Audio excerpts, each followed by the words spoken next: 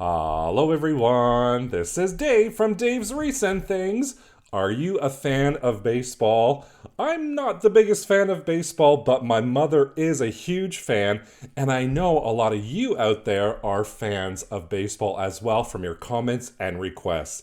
Today's video, today's wreath, is based on and inspired by one of my favorite things and one of your favorite things, so we're just going to meld it together to make a burlap baseball themed wreath. Why don't I just get started and I'll show you what I made. I'm starting off with a 14-inch wired wreath frame, and this is 5-inch width burlap garland. I had some left over, so I'm going to start with that first, along with some real baseballs that I got off of Amazon. This baseball themed ribbon, this is wired ribbon. I ended up just using one of them, and this wooden plaque from the Dollar Tree, some jute rope twine that we're going to use as well, along with I just did a little printout on an 8.5 by 11 piece of paper in Word with this phrase, "If we don't answer, we're at the ball field," along with Mod Podge, red acrylic paint, some paint brushes, and my regular crafting utensils to create this project today. First, I'm going to start off with my wooden plaque from the Dollar Tree and some Mod Podge, and I'm going to create just a very, very thin, even layer of Mod Podge on there, and then I'm going to attach that little printout that I created in Word and just printed it off on my computer, and then I'm just going to cut the excess off. I'm not being too careful at this point. And I am going to use that red acrylic paint to paint on the baseball stitching. So I'm just taking a thin brush and I'm just creating an arch, and I'm creating those beautiful red stitching marks on the baseball just to kind of make this look like a baseball. I know it's kind of football looking-ish, so I hope with this red paint and of course these little dotting to create those stitching effects, it looks more like a baseball than a football. And then I'm going to let that completely dry. And once it's all dry, I'm going to do a final coat of Mod Podge right on top. And like I said before, the edges are a little bit rough, but we'll worry about those a little bit later on once that's all dry. Now, before we start using the burlap, a little advice. I know we hate these masks because of the pandemic, but use a mask when you use burlap. There's fibers that come all in the air, and for me it does bother my throat, so I'm going to put my mask on while I work with the burlap. And for today, I am cutting at 18-inch lengths of my burlap. Again, this is 5-inch wide burlap garland that I'm using. I'm going to be cutting 24 pieces at 18 inches, so that's roughly about 12 yards, and I'm also going to be cutting 24 pieces of the twine at anywhere between 14 and 18 inches. You'll see in a second, I'm just kind of guessing that length. So here I am cutting my twine, and again, it's anywhere between 14 and 18 inches long, and I'm cutting 24 of them. To start with our first bundle, I am just laying down my burlap, placing my thumbs securely down, and then I'm just walking those fingers all the way up the center and creating a little ruffle, if you will. So this is the kind of the same effect as the ruffle deco mesh. And then once I have that, I'm just going to create a little loop knot, add that burlap right in between there, making sure the twine comes right in the center. And then I'm going to tighten it, flip it over, and then I'm going to add a double knot here just to make sure everything's nice and secure. And I'm not going to cut off that excess just yet. That excess is actually going to be, I'm showing you right here, what we use to attach it to the wire wreath frame. So here is our first little bundle burlap all ready to go. So once again, I'm just laying down that burlap nice and flat, placing my thumbs in the middle, and then I'm going to walk up my fingers, gathering that burlap in between my hands, creating that beautiful ruffle. Then I'm just going to place it in between my fingers, grab a piece of twine, loop it around, creating a little bit of a knot, and then placing that burlap bundle right in the middle, making sure that twine is right in the middle. And this one's not really in the middle, so I move it a bit. That's okay. make it nice and tight, flip it over, and then double knot it. And we just created our second bundle ready for our wreath. Of course, I have 22 more of these to do, so I am just going to ruffle away and tie away all of those little bundles, creating 24 of them in total. Now it's time to attach it to our wreath frame, and I'm going to be using the 2 outer wires for the outside round. So all I'm doing is I'm grabbing that twine and that bundle, flipping my wreath over so it's face down, and then I'm going to be attaching it to the 2 outer wires and that anchor wire that I just showed you. So I'm just wrapping it around, and then I'm just going to create a double knot here, attaching it to that wreath frame. Nothing crazy, just attaching it to it, and you see our first little bundle is all attached. And then I'm just going to cut off the excess twine, and I'm going to move on to my next bundle. And again, I'm using the 2 outside wires, double knotting it, cutting off the excess, and then I'm just going to move on to the next one. So for each section, I have 1 bundle at the anchor and 2 in the middle, and then another one at the anchor as well. And this is going to go all around the outside, and that's 18 in total. And here I am attaching to the anchor once again.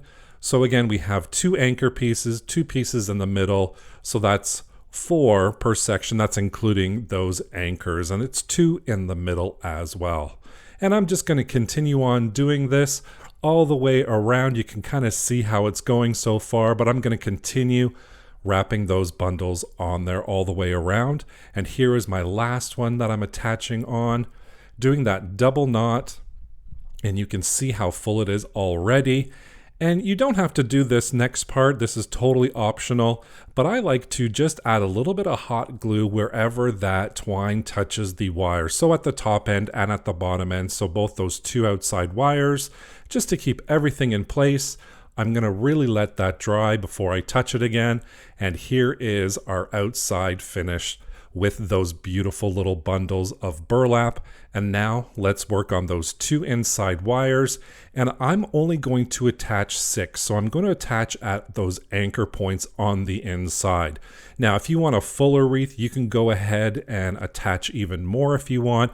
I just found using the 18 on the outside and then the 6 on the inside was a perfect match for what I was looking for and the fullness for this wreath. Of course, we're just attaching the last one now.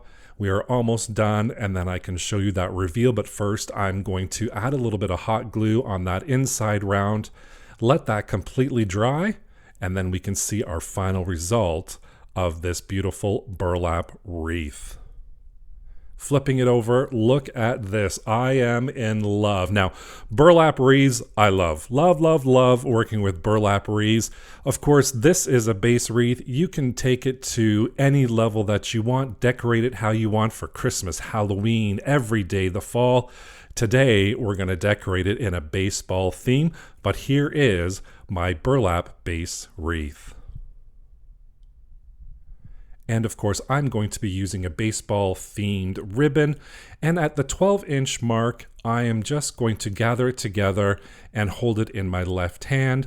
And I'm going to measure out the 12 inches again, gather it up, bring it to my left hand. So my left hand is holding all of the ribbon. And I'm going to make sure with each loop that I'm creating, I make sure that good side is facing up. So I just bring it into the middle. I twist it with the good side facing up. Measure it out that 12 inches, gather it together, and then make a loop, bringing it right back to your left hand where you're gathering everything. And then I'm going to end it off with a 12-inch tail, and I'm just going to cut it at the 12-inch. So we have a 12-inch tail, 3 loops, and another 12-inch tail. And then I'm just going to take a full-length pipe cleaner, twist that around a couple of times, making sure it's all nice and secured. And we're going to finish off those tails using the dovetails. All you do is fold it in half, cut on an angle, and you've created a dovetail or a fishtail or a swallowtail, however you want to say it. And then I'm just going to fluff it up a bit, put it to the side, and create another little segment using 8-inch loops. So I'm measuring out 8 inches for the tail, 8 inches for the loop, and that's going to create a 4-inch loop. And I'm doing 3 of them again, and 2 tails. So exactly what we did previously, just a shorter length. Tie it all together with that pipe cleaner, twist it around a bit, and then I'm going to dovetail those tails just to finish them off. Once I've got that all done, I have my 2 segments that I'm going to attach together using a pipe cleaner that we attached, twist it around a couple of times, and then of course my favorite thing to do with bows is fluff, fluff, fluff, fluff, fluff. And here is our bow all ready for our wreath. And I've placed my baseballs. I'm going to use 5 baseballs for this, and I'm attaching them just using hot glue.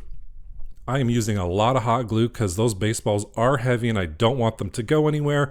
So I'm just gluing them down, holding them in place for a little bit. And of course, taking that sign off. Look, we have our baseballs all on there.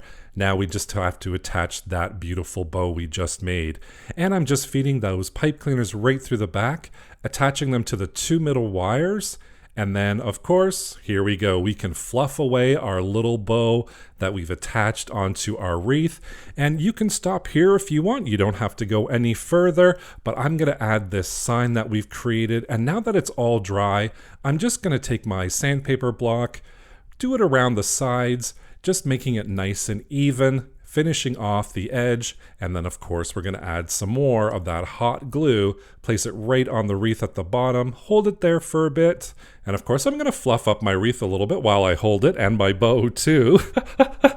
You know me, I'm always doing that. And here is the final result. Look at that beautiful baseball themed ribbon, our baseballs attached to that beautiful burlap wreath, and of course if we don't answer, we're at the ball field sign. A great wreath for baseball lovers or somebody you may love who loves baseball too.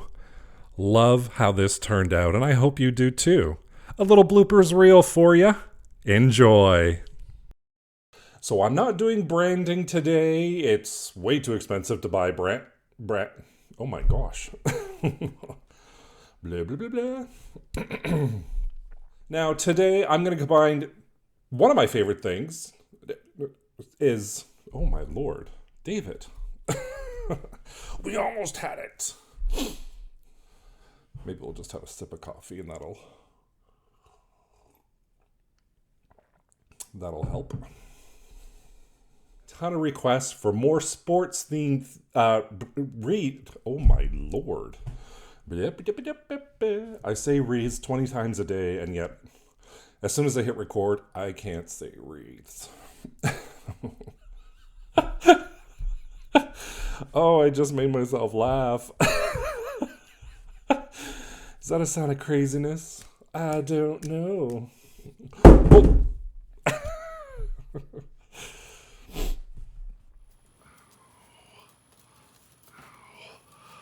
Oh.